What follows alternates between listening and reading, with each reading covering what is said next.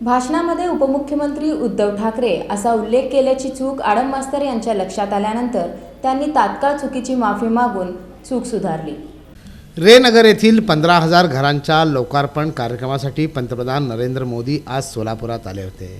यावेळी मुख्यमंत्री यांच्यासह उपमुख्यमंत्री आणि अनेक मान्यवरांची यावेळी उपस्थिती होती। आपल्या प्रास्ताविक भाषणामध्ये माजी आमदार नरसय्या आडम यांनी चुकून उपमुख्यमंत्री देवेंद्र फडणवीस यांच्याऐवजी उद्धव ठाकरे यांच्या नावाचा उल्लेख केला। या दोन्ही नावाशी सारखा संबंध येत असल्यानं चुकून ठाकरेंचं नाव आल्याचं आडम मास्तर यांनी यावेळी सांगितलं। आदरणीय पंतप्रधान नरेंद्र मोदी जी, भारत सरकार, राज्य के गवर्नर रमेश बैस साहब, राज्य के मुख्यमंत्री नामदार एकनाथ शिंदे, उपमुख्यमंत्री नामदार उद्धव ठाकरे माफ करा, क्यों देवेंद्र फडणवीस और उद्धव ठाकरे हमेशा आने से वो मेरे मुंह में बैठा है। मैं माफी चाहता हूँ देवेंद्र जी फडणवीस।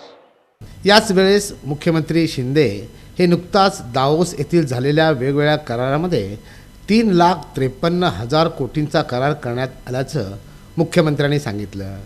या घरकुल योजनेच्या भूमिपूजन सोहळ्याला माननीय प्रधानमंत्री महोदय यांच्या शुभास्ते झालं होतं। त्यावेळी मोदीजी म्हणाले होते, शिलान्यास हमने किया है, चाबी देने के लिए भी हम ही आएंगे।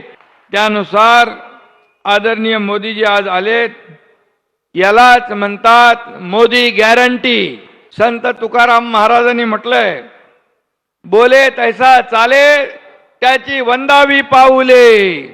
ही म्हण मोदी साहेबांसाठी तंतोतंत या ठिकाणी लागू पडते ना लागू।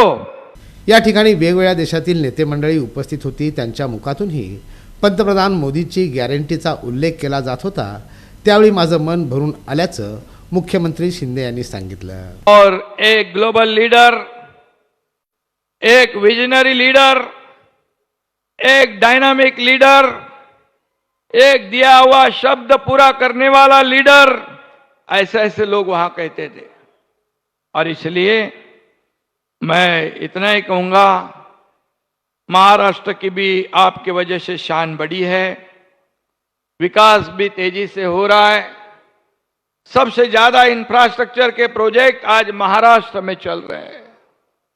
केंद्र सरकार और आपकी सरकार, आपके वजह से यह संभव हुआ है। और इसलिए मैं आदरणीय मोदी जी को महाराष्ट्र सरकार की ओर से धन्यवाद दूंगा। राज्यातील अनेक योजनांचं भूमिपूजन आणि लोकार्पण ही मोदी यांच्या हस्ते झालं। त्यामुळे देशात यापुढे मोदी सरकारच येणार। अब की बार मोदी सरकार, अब की बार 400 पार असं सांगत मुख्यमंत्र्यांनी मोदीचं कौतुक केलं। ते भाषण करून आपल्या जागेवर बसल्यानंतर मोदींनी त्यांची पाठ थोपटली। मोदी जी ने संकल्प किया था कि देश की समृद्धि का और 10 साल में देश का पूरा नक्शा बदलने का, और वो भी नक्शा बदल रहा है और आगे भी बदलेगा। यहाँ पर हमारे देश की मान मरातब पूरी दुनिया में ऊंचाई पे ले जाने का काम आदरणीय मोदी जी ने किया है। इसलिए मैं उनको धन्यवाद देता हूं, क्योंकि देश की जनता ने गारंटी दी है। फिर एक बार मोदी सरकार, और इस बार 400 पार। जय हिंद, जय महाराष्ट्र, जय श्री राम।